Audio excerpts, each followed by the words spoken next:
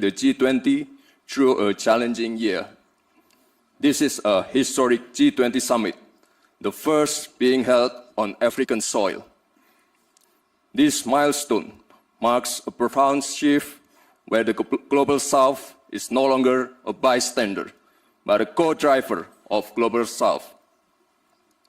Excellencies, Indonesia believes that global growth must not only be strong, but also fair and inclusive to uplift each and every nation. Saudaraku, momen pidato perdana Wakil Presiden Republik Indonesia Gibran Rakabuming Raka di KTT G20 Afrika Selatan pada Sabtu 22 November kemarin benar-benar mencuri perhatian para delegasi dunia. Berikut informasi selengkapnya.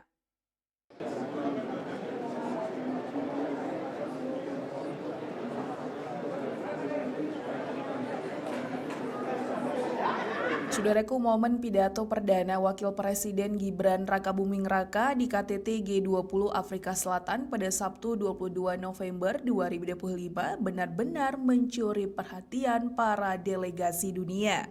Berdiri di podium utama dengan percaya diri, Gibran membuka pidatonya dengan nada tegas. Beberapa momen ia terlihat mengepalkan tangan, memberikan aksen gestur dan mempertegas setiap pesan yang ingin ia sampaikan. Dalam pidato tersebut, Gibran menyoroti isu penting mengenai kemudahan pembayaran digital sebagai salah satu kunci percepatan ekonomi global. Dengan gaya khasnya yang lugas, ia menegaskan bahwa negara berkembang tidak boleh tertinggal dalam inovasi sistem keuangan masa depan. Tak hanya itu, Gibran juga memamerkan sistem pembayaran QRIS yang saat ini tengah dikembangkan Indonesia. Ia menyebut QRIS sebagai contoh nyata bahwa teknologi finansial sederhana bisa berdampak besar, terutama bagi UMKM dan kelompok masyarakat di daerah. Gestur tegas, gaya bicara yakin, hingga cara Gibran menekankan poin-poin penting membuat banyak delegasi terpukau. Bagi Gibran, ini adalah momen perdana tampil di panggung KTT G20 dan ia berhasil meninggalkan kesan kuat. I now have the opportunity to call upon the Vice President of the Republic of Indonesia, His Excellency, Mr. Gibran Rakabuming Raka, to take the floor. Ini adalah penugasan dari Bapak Presiden untuk mewakili beliau di G20 Summit yang sangat bersejarah ini. Pertama kalinya diadakan di Afrika. Dari hari pertama kita melakukan meeting CEO Business Forum, lalu G20 Summit, sesi 1, 2, 3, sudah berjalan dengan lancar semua, dan posisi Indonesia sudah kita suarakan di mata dunia.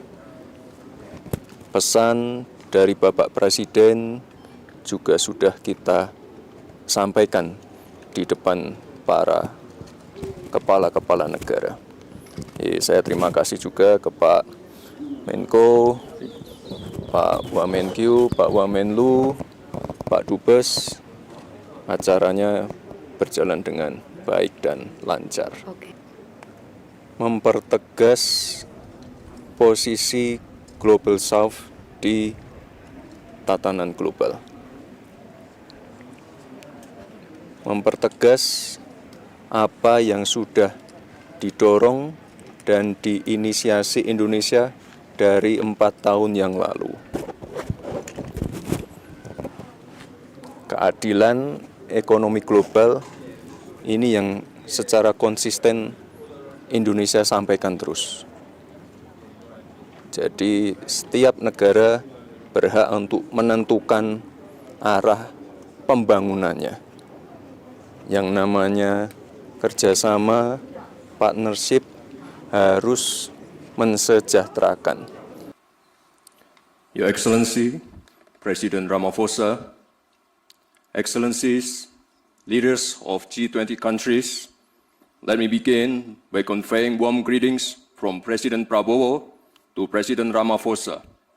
Also deep appreciation to the government of South Africa for the warm hospitality and excellent arrangement. We commend South Africa's leadership in steering the G20 through a challenging year. This is a historic G20 summit, the first being held on African soil. This milestone marks a profound shift where the Global South is no longer a bystander, but a co-driver of Global South. Excellencies, Indonesia believes that global growth must not only be strong, but also fair and inclusive to uplift each and every nation.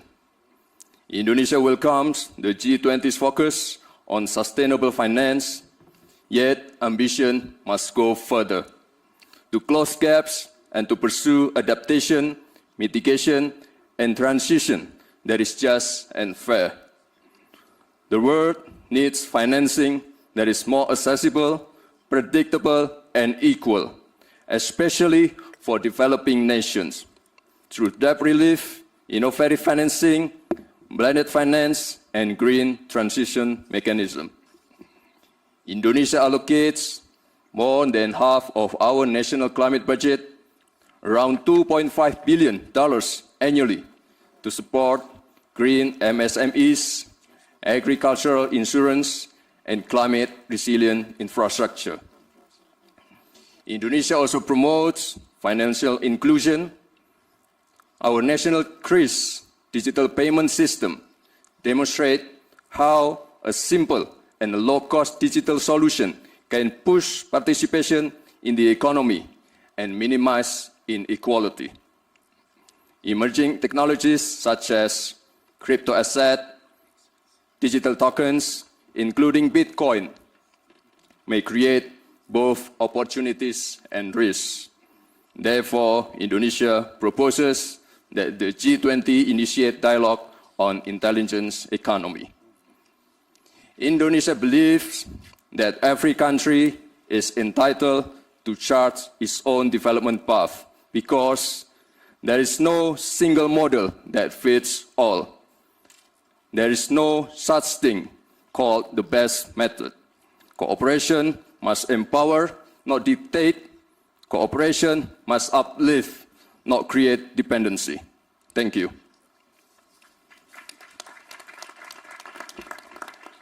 Thank you very much, Vice President.